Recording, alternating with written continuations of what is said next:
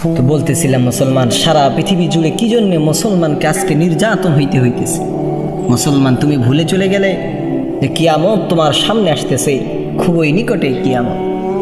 তবুও যে ব্যক্তি সর্বশেষ এই দুনিয়া থেকে ছেড়ে চলে যাবে, দুনিয়ার মায়া ত্যাগ করে সেই কবরের পারে চলে যাবে, তাকে 40,000 বছর কবরের মধ্যে থাকতে লাগবে, তারপর কিয়ামত নাজিল হবে।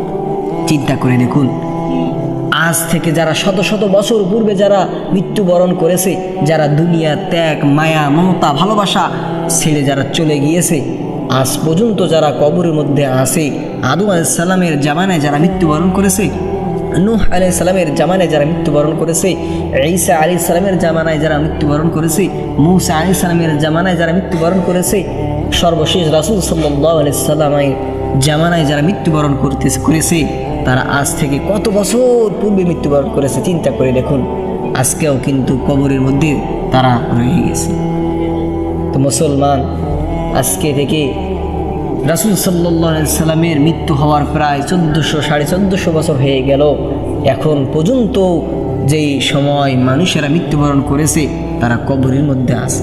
আর কতদিন যে থাকতে লাগবে একমাত্র আল্লাহ তাআলা ছাড়া কেউ জানে।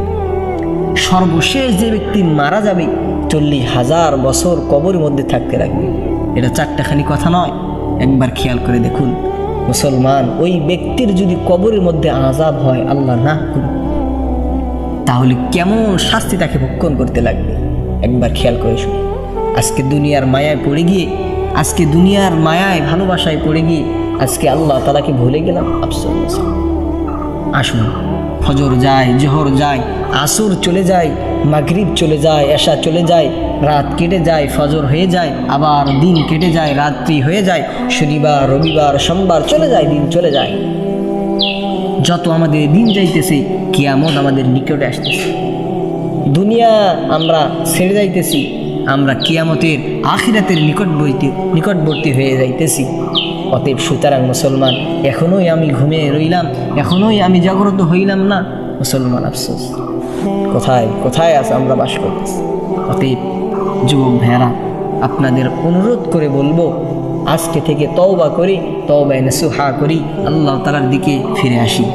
আজকে ফোনটা শুধু এরকম করে স্ক্রল করলে হবে না, স্ক্রল করলে আজকে ফোনের মধ্যে, আজকে যে আমরা ফেসবুকের মধ্যে স্ক্রল করতেছি, সেই ফেসবুকে যদি আমরা একটু কোরআনের কারিমের তেলাওয়াত যদি ডাউনলোড দিয়ে শুনতাম, তাহলে কতই না উপকার হতো। আজকে যদি কবরের মধ্যে আমাদের শাস্তির ব্যবস্থা করা হয়, আল্লাহ না করুক, আমরা কি করব, আমাদের বাঁচার কোনো পথ থাকবে? মুসলমান আফসোস, আজকে ওই মোবাইলে যে স্ক্রল করতেছি, সেই মোবাইলটায় 1 ঘন্টা সময় যদি আমরা হাদিস কালামের দিকে যদি এরকম করে পড়তাম, স্ক্রল করতাম, তাহলে আখিরাতের জন্য কিছু পাথে আমাদের সরবরাহ হইত। কিন্তু না, মুসলমান আফসোস। অতএব সুতরাং ভাই, ফিরে আসি। সময় যেহেতু আমাদের আছে, যেহেতু আমাদের আল্লাহ দিলে একটা দিন হলেও মনে করেন যে এই পর্যন্ত আমরা যে বেঁচে আছি, আলহামদুলিল্লাহ, এখনও সময় আছে, তওবা করি, ইস্তেগফার করি, তওবায়ে নসুহা করি। আল্লাহ হতে পারে এর ওসিলা করে মাফ করে দিতে পারে। রমজান মাস চলতেছে, এই রমজানে আল্লাহ তাআলা এত রহমত আর বরকত নাজিল করেছে।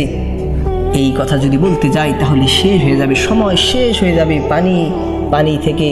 পানি যেমন একটার পরে স্রোত হয়ে যেরকম করে চলে যায়, তেমনভাবে সময়গুলো এরকম করে চলে যাবে, কিন্তু এই বয়ান শেষ করা যাবে না।